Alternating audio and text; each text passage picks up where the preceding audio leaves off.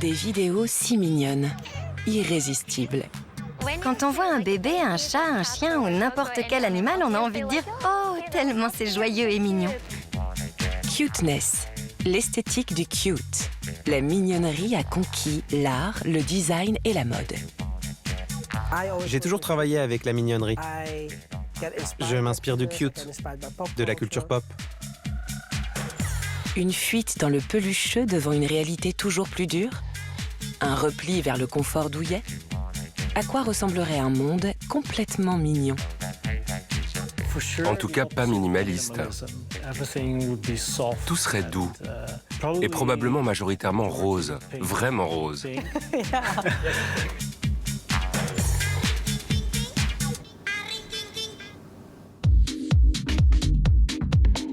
Hambourg, la convention Polaris.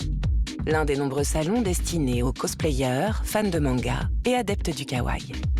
Kawaii est le mot japonais pour mignon. Anne-Catherine Kohout, anthropologue culturelle, est au cœur de l'événement.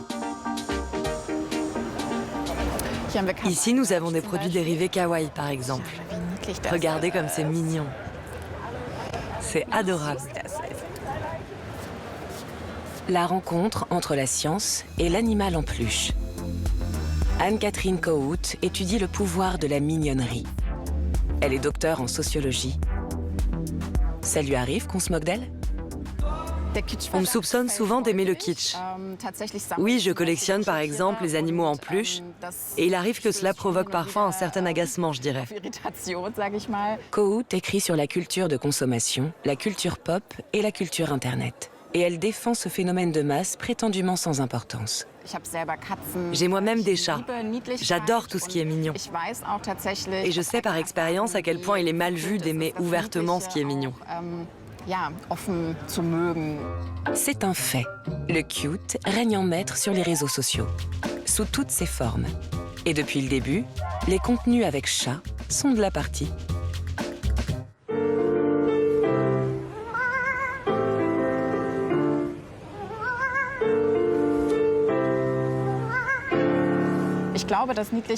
Je pense que si la tendance au mignon a connu un tel essor ces dernières années, c'est avant tout parce que différentes communautés intéressées par cette esthétique ont pu se connecter en ligne et n'étaient plus obligées de consommer uniquement ce que leur proposait notre paysage médiatique.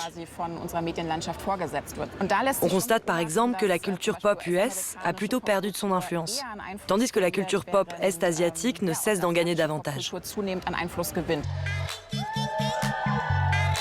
C'est le japonais Takashi Murakami qui a introduit la notion de mignon dans le monde de l'art. Superflat Art, inspiré par les emojis, les animes, les mangas, le kawaii.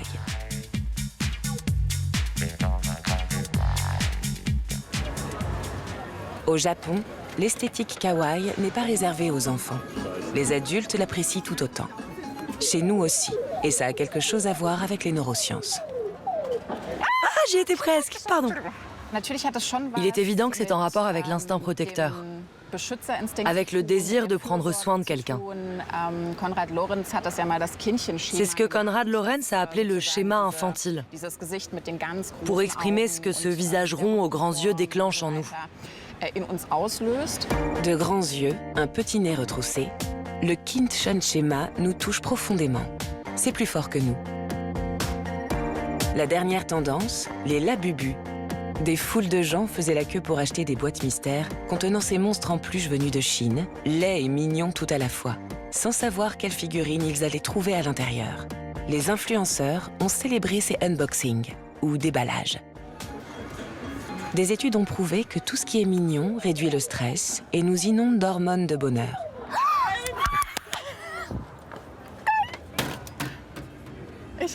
Il est vraiment à moi. Mon Dieu, il est trop mignon. Mais je pense aussi que ça tient au fait que la mignonnerie est une esthétique qui crée de la proximité. C'est très tactile, entre guillemets. Dans ce monde numérique qui a peut-être commencé par créer une énorme distance, on éprouve toujours le besoin immédiat de toucher. Entre le climat, les crises et les guerres, il y a de quoi avoir le tournis. Nos fils d'actualité sont remplis de violence et de fake news. Le cute boom serait-il une coïncidence? Bien sûr, la mignonnerie est aussi une esthétique d'échappatoire.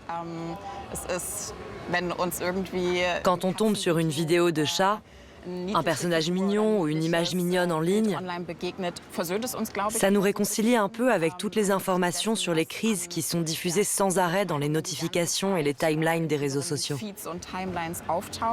Cuteness, mignonnerie ou kawaii en japonais, une sorte de contre-culture du temps de crise.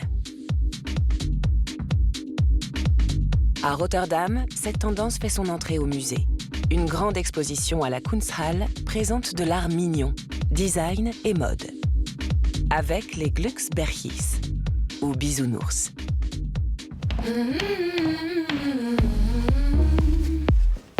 C'est le père de ce costume, Jimmy Paul, styliste d'Amsterdam, connu pour ses vêtements peluches.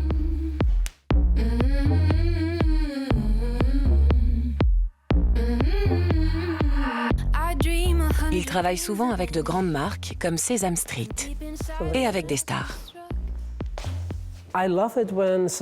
J'adore quand des célébrités portent mes vêtements. Pour moi, c'est un honneur et ça rend bien sur les réseaux sociaux.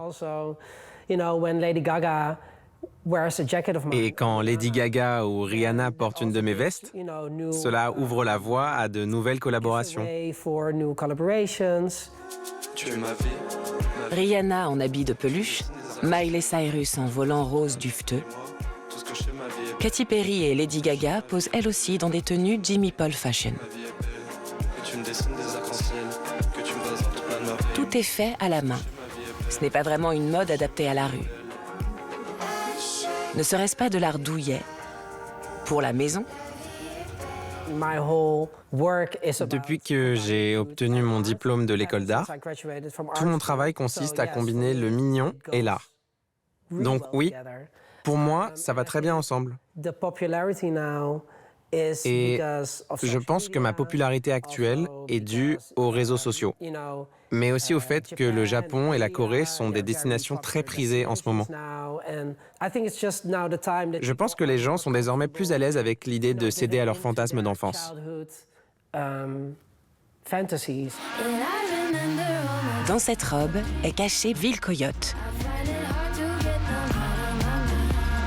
Le designer néerlandais mise sur la nostalgie, la mémoire collective des héros de l'enfance, comme les personnages de Sesame Street.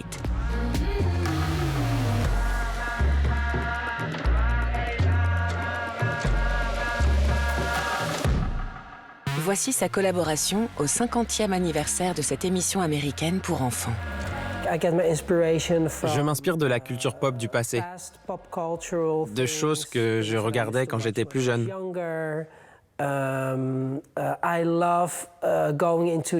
J'adore me plonger dans TikTok, YouTube et les réseaux sociaux. Je trouve l'inspiration auprès de ma propre fille. Elle a 2 ans et elle adore regarder les dessins animés de son père. Je m'inspire de Peppa Pig et des petits livres pour enfants qu'elle lit.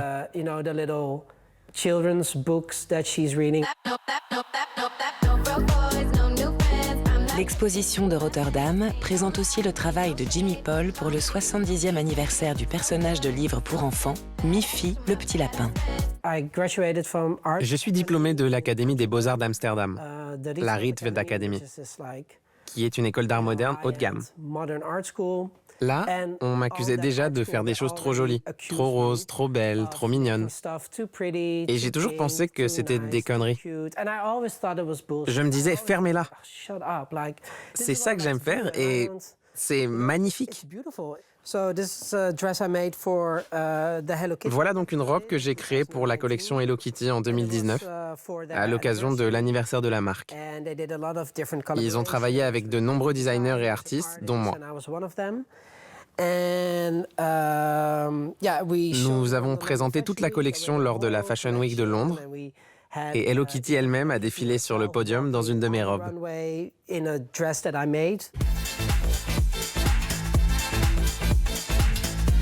Le style kawaii gagne la haute couture.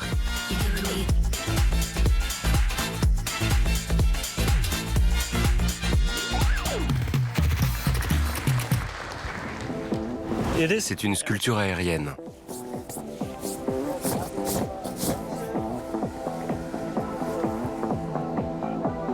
Un hybride entre un axoloot et une licorne. Et puis c'est de l'amour. Lottie Love, une mascotte pour la Pride Parade de Rotterdam.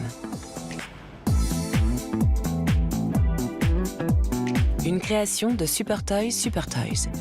Merle Fluge et Job Mouven, un duo de designers néerlandais, ont une mission: améliorer le monde.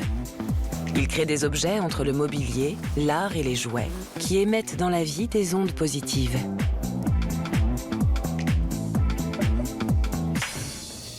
La Radical Cuteness, c'est la philosophie de notre studio. L'idée, c'est en fait d'être mignon sans complexe, farouchement doux. Nous considérons cela comme une rébellion douce. Car il faut vraiment être farouche pour tenir bon et vouloir apporter cette douceur au monde. Des lampes fleurs à la lumière douce, comme des créatures rêveuses. Les designers imaginent que leurs meubles mènent une vie propre. The moment of truth. Nous l'appelons la Cosmic Flower Table. C'est une table qui veut devenir une fleur. Malgré sa tabléité, elle veut devenir une fleur, mais elle ne sait pas comment.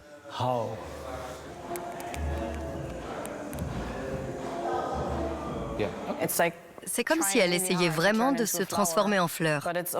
Mais bien sûr, elle n'y parvient pas. Et cela vous inspire beaucoup d'empathie et de compassion pour cette œuvre.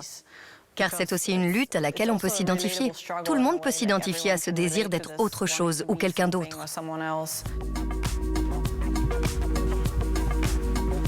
On ressent de l'empathie pour ces objets dotés d'une âme. Ils ont des jambes, des corps ou des visages qui vous sourient. Le monde est assez dur. Il y a des guerres, par exemple. Et nous ne les avons pas choisies. Nous voulons donc simplement rendre le monde meilleur pour nous-mêmes et, espérons-le, pour les autres. Plus de douceur, plus de gentillesse.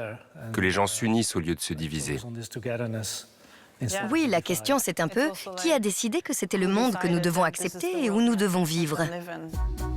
Le duo travaille au Cuton Takeover, à la prise du pouvoir sur le monde par la cuteness. Leurs fleurs roses envahissent les villes, soit sous forme numérique, soit dans la réalité, tout comme leur dernière création, Lottie Love. Les proportions doivent être belles et l'air doit être bien réparti dans le volume. Il s'agit vraiment de montrer l'esprit rebelle qu'il y a dans le queer et la joie qui en découle. Être vu et ne pas se déprécier, bruyant et fier. Ils ont également conçu le design de l'exposition à la Kunsthalle de Rotterdam. Pour eux, l'idée de radical cuteness n'est pas une façon de fuir le quotidien. Si on veut essayer de philosopher là-dessus, la mignonnerie n'est pas seulement une forme de fuite, c'est aussi un acte militant. L'escapisme, en fait, c'est assez passif. C'est comme si vous vous retiriez, vous vous détourniez du monde. La mignonnerie radicale est vraiment active. On réécrit le scénario et on puise dans l'émerveillement et la curiosité qu'on a devant le monde. La mascotte de la Pride est prête, Lottie Love, un adorable axolote. Une espèce animale dont les membres repoussent lorsqu'ils ont été blessés. Alors, vous en pensez quoi? Oui, ça me va, c'est mignon. Les qualités de l'axolote tournent autour de la résilience et du pouvoir de guérison dans un monde qui va jusqu'à exiger l'uniformité et peut-être même le silence. Les gens sourient immédiatement. Et bien sûr, maintenant, ils prennent des selfies, etc. Donc ça nourrit vraiment cet espace où tout le monde est heureux et uni. Ça crée ce sentiment d'unité. C'est un espace cute où l'on peut être ensemble. Mission accomplie, la mignonnerie est fédératrice.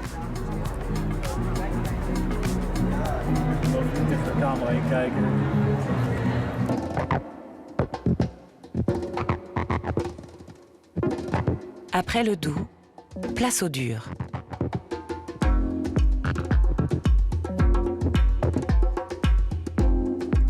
le sculpteur Stefan Rink crée du cute, mais monumental dans son atelier berlinois. D'adorables petits monstres de plusieurs tonnes. Manipuler la pierre n'est pas aussi difficile qu'on pourrait se l'imaginer.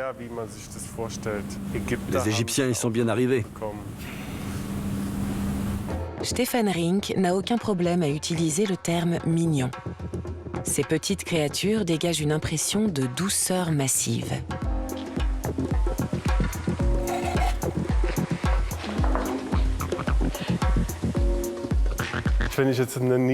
Si je fais une sculpture mignonne qui pèse 10 ou 20 fois mon poids, alors on peut dire qu'elle est monumentalement mignonne.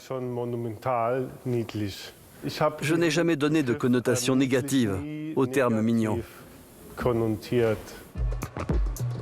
Il a été inspiré par l'art roman français, les gargouilles médiévales, mais aussi apparemment par Star Wars. Quand ça devient, disons, trop kitsch, au point que là on dirait vraiment que j'ai mangé 3 tartes à la crème d'affilée, j'essaie toujours d'y apporter quelque chose en plus, de rendre la sculpture un peu plus brutale, avec ses surfaces rugueuses, ou bien de lui insuffler un peu de malveillance, à travers des expressions du visage féroces et méchantes. En ce moment, il travaille sur une sculpture de Hello Kitty. Le travail physique sur le chaton kawaii est très dur. Bon, les lunettes de protection, c'est important. Sinon on se prend des éclats. La pierre exige de la précision et parfois de l'improvisation, quand soudain quelque chose se détache. C'est bien, il y a de la pression.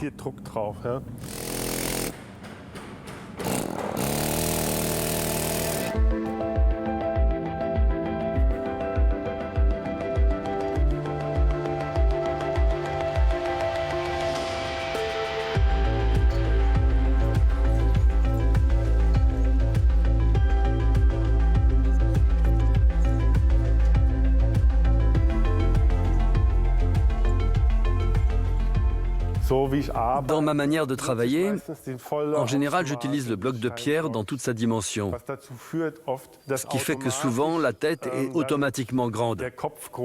Le schéma infantile, grosse tête ronde, est un effet secondaire, un effet collatéral de l'ensemble.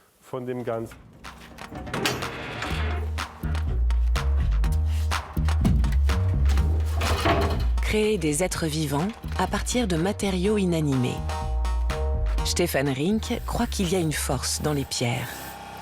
Ce qui me fascine dans ces créatures fabuleuses, ces monstres en quelque sorte, vient aussi de l'époque romane, où l'animal était encore considéré comme maléfique, comme une menace. Et il y a cette aura qui émane du matériau. D'une certaine manière, la pierre en elle-même possède une sorte de pathos.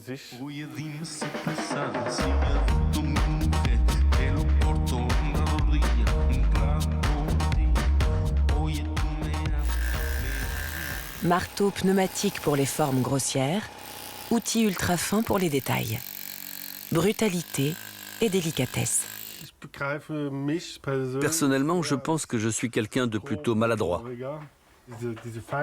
Regardez ces dents. Elles sont fines, hein? En fait, le marteau, c'est déjà assez brutal. C'est pour ça qu'il faut les deux, je crois. À la fois robuste et sensible.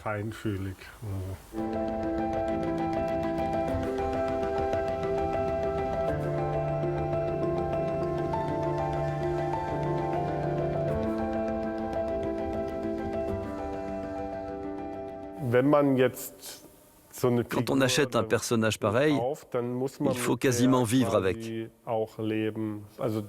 Il faut vraiment vouloir adopter la sculpture. Les créatures de Stefan Rink sont grotesques, pleines d'humour, magistrales. Bref, monumentalement mignonnes.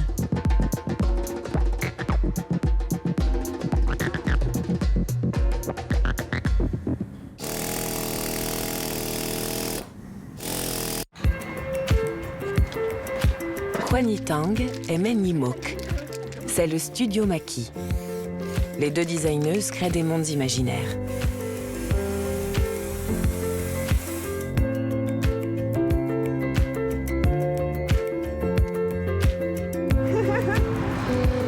L'art pour tous, voilà leur devise.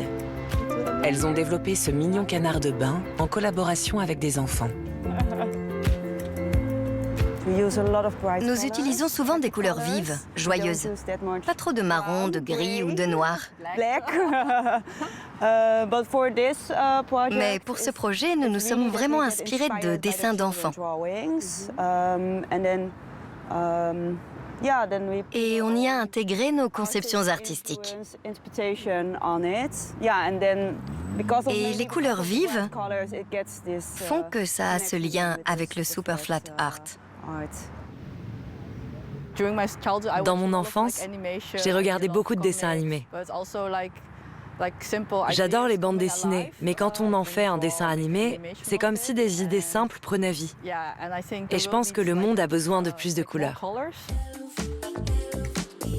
Un objectif qu'elles atteignent grâce à une grande variété de projets et de matériaux. Elles ont ainsi redécouvert l'ancienne technique artisanale du tuftage ou touffetage, une façon particulière de tisser les tapis en volume. Elles organisent des ateliers. Et les résultats? Mignons. Pour l'exposition Cute de Rotterdam, le studio Maki a conçu un jeu de croquet haut en couleurs. Ce que vous voyez, c'est notre projet d'été pour le Kunsthalle de Rotterdam. Ils nous ont demandé de réfléchir à une installation pour les vacances d'été. Nous avons donc imaginé le croquet estival artistique, en nous inspirant d'Alice au Pays des Merveilles. On le retrouve aussi dans l'exposition Cute, pour les monstres, les couleurs et les formes farfelues que nous y avons mis.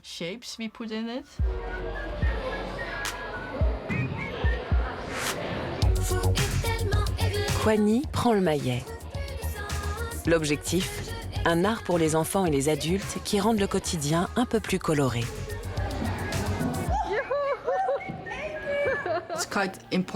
Il est très important d'être créatif, même si vous avez un travail de bureau ou autre qui n'a rien de créatif. Ça vous permet de retrouver qui vous êtes. Je pense que nous avons besoin de cette touche ludique dans notre vie. Il se passe tellement de choses aujourd'hui que les gens recherchent une contrepartie qui leur permette d'oublier un peu le monde réel et de partir dans leur monde imaginaire.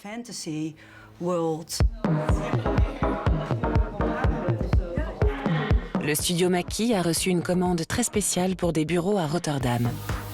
Le WC Wunderland.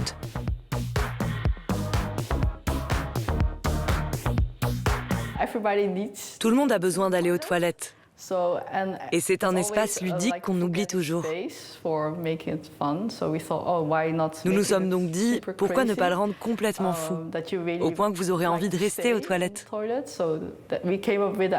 Nous avons eu cette idée parce qu'aux toilettes, il y a des gouttes et des taches partout. Nous avont utilisé ce concept pour créer WC Wunderland, avec ces taches et ces gouttes joyeuses, qui font qu'on se dit, c'est agréable de rester là quand on fait ses besoins. De la couleur et de la joie pour les espaces publics. De l'art ludique pour tous. Tout le monde peut mettre la main à la pâte. Studio Maki organise des projets et des événements culturels et apporte au monde sa propre forme de cuteness.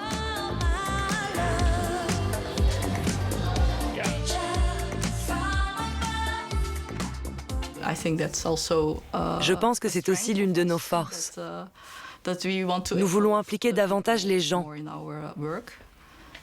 qu'ils puissent voir que oui, on retrouve vraiment notre travail dans les espaces publics.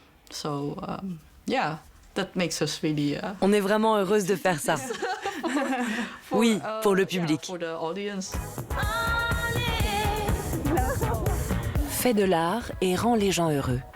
C'est la devise du studio Maki de Rotterdam.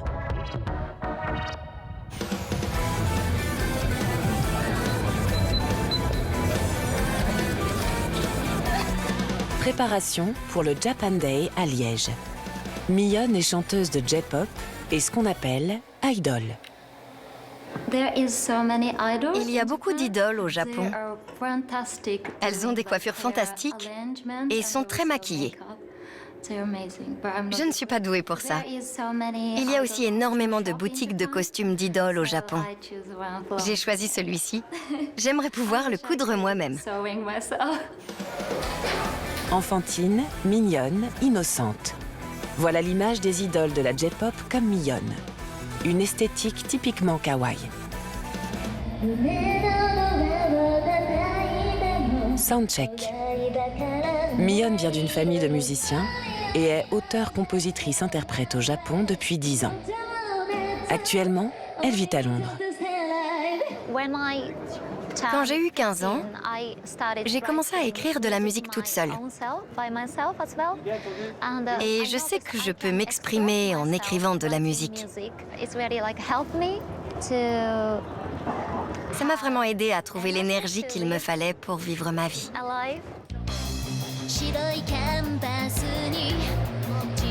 Dans la culture des idoles, le talent importe moins que l'image. Les fans veulent être proches de leur idole. En japonais, on parle d'Akushukai, les événements poignées de main. Dans la J-pop, il y a toutes sortes de genres. Pas seulement le style kawaii. Bien sûr, il y a du rock, mais il y a aussi des paroles qui sont plus en rapport avec la vie. Le grand amour ou beaucoup d'autres choses. Mais l'un des genres de la J-pop est le style kawaii, comme ici. Je pense que ça se rapproche plus du style idol. Le moment est venu. Il faut monter sur scène.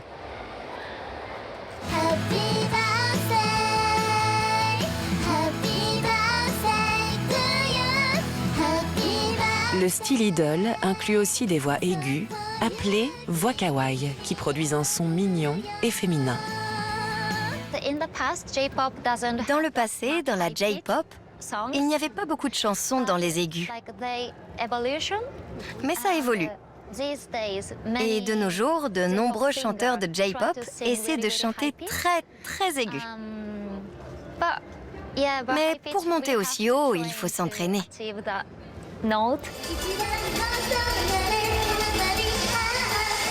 Son objectif est de rendre la musique pop japonaise plus populaire en Europe. Où pour l'instant, la musique cute reste encore un genre plutôt confidentiel.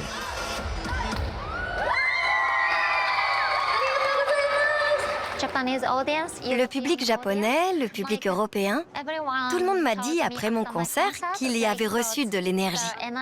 Je crois que la musique J-pop a le pouvoir de rendre les gens heureux et de leur donner de l'énergie. Et bien sûr, ça m'en donne à moi aussi. Tu peux venir ici. Viens ici. Arigato. C'est la télévision, oui.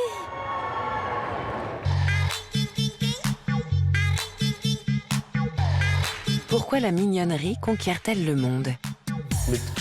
La cuteness rend les choses plus supportables. Un contenu mignon, ça console.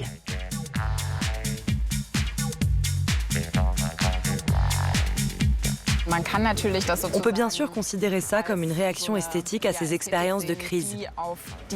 Mais on peut aussi simplement y voir une esthétique qui procure du plaisir et qui est disponible pour tout le monde.